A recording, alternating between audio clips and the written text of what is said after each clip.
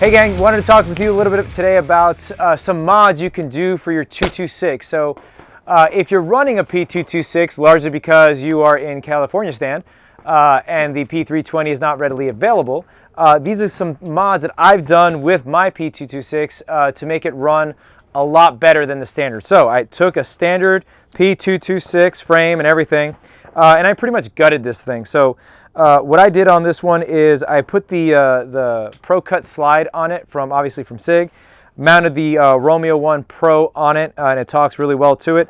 And then particularly I put the night vision suppressor height sights on here, and they work really well as far as the 1/3 lower co-witness. So that is the slide setup here. Use your standard P226 barrel, no problem there. And then going on in the frame, I put the Surefire X300. Now, if you're going to do something with SIG and the X300 or other types of lights, take into consideration the fact that you are working with a metal frame. So there's different models of the X300. The one that works really well with the P226 or the metal frames is the X300 Alpha. Okay, it has the type of system where it attaches essentially like a clip.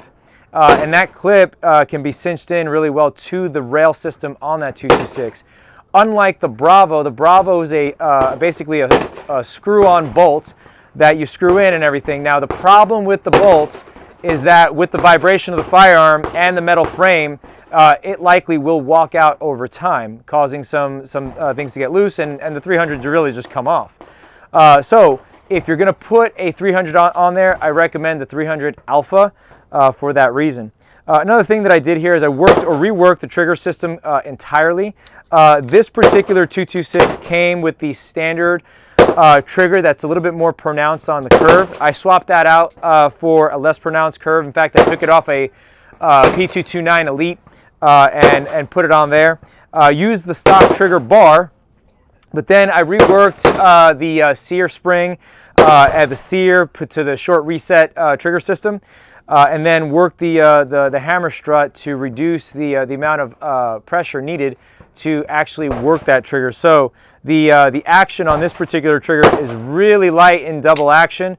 It's actually measured somewhere about 6 pounds in double action, and then in single action, that reset is really far back, really light. And we're looking at about 3 pounds on single action is where we're sitting. And then I put or kept the Scorpion grips over here, and basically, and I'm sorry, correction, the scale grips over here, and that's pretty much it. But otherwise, this thing runs really, really well, and something that you can do if you have a California P226. So there's some mods there. If you have any questions, certainly reach out to us. Happy to help you out with whatever you have in regards to this. In the old words of Phil Rizzuto, former Yankee, holy cow, 90% of you are not subscribing to our channel.